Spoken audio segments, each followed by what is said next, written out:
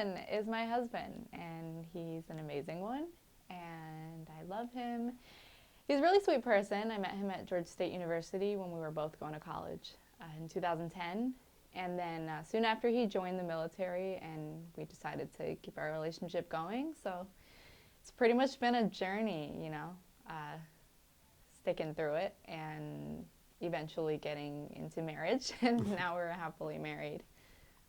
Yeah, that's Tevin and our relationship. So you said 2010. How old were you? I was 19, I believe. Nope, I was 18. Wow, can I do math? Obviously, I was in college for a reason.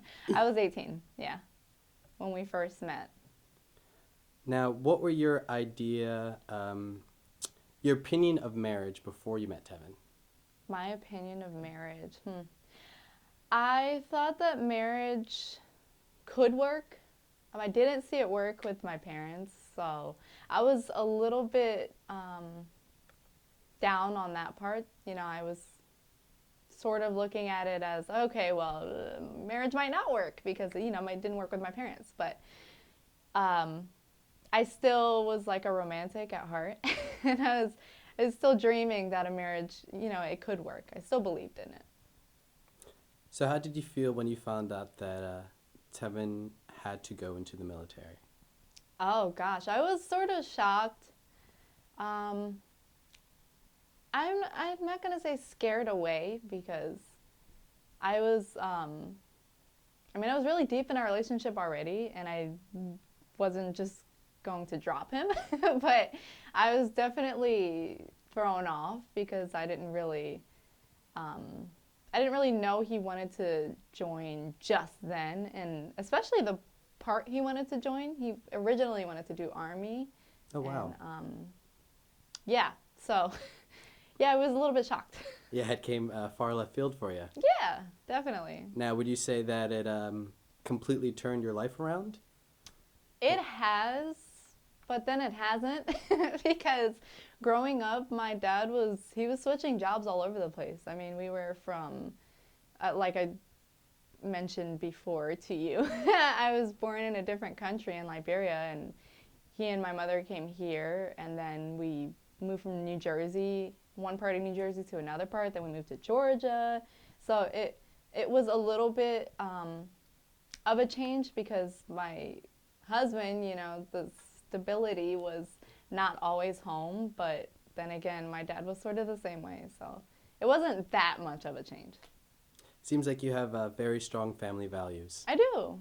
Now, how do you feel about starting a family with Tevin? I am excited. I would love to start a family with Devin. I think about that aspect of our relationship all the time. Maybe not immediately because I would like to start a career, but I am very into starting a family. Look forward to it. Excellent.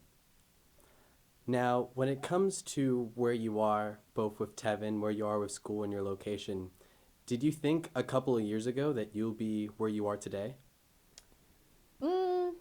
Maybe not here in New Jersey at Rowan University doing RTF because I started out as an economics major. Well, originally Wow. as a managerial science major because I didn't know what I wanted to do. But then I switched to economics because I thought it was interesting in the beginning, but then it got boring, and then I really became interested in radio, and so I came to Rowan for radio, TV, and film. But a few years ago, I was in Georgia, so I would imagine that I would have still been over there, graduating from Georgia State, but things change. Yeah. Things do change now. You're telling me earlier how the military you felt wasn't necessarily a huge hump. It was almost like an occupation, a job. Now I see that his job might have changed and your major might have changed, but how do you feel about your relationship throughout the years? I would say that it's grown a lot because when we began our relationship, we were still teenagers. And you think you know it all when you're that age. I definitely did. But you don't know anything at all. And things, there's a lot of factors that come into a relationship.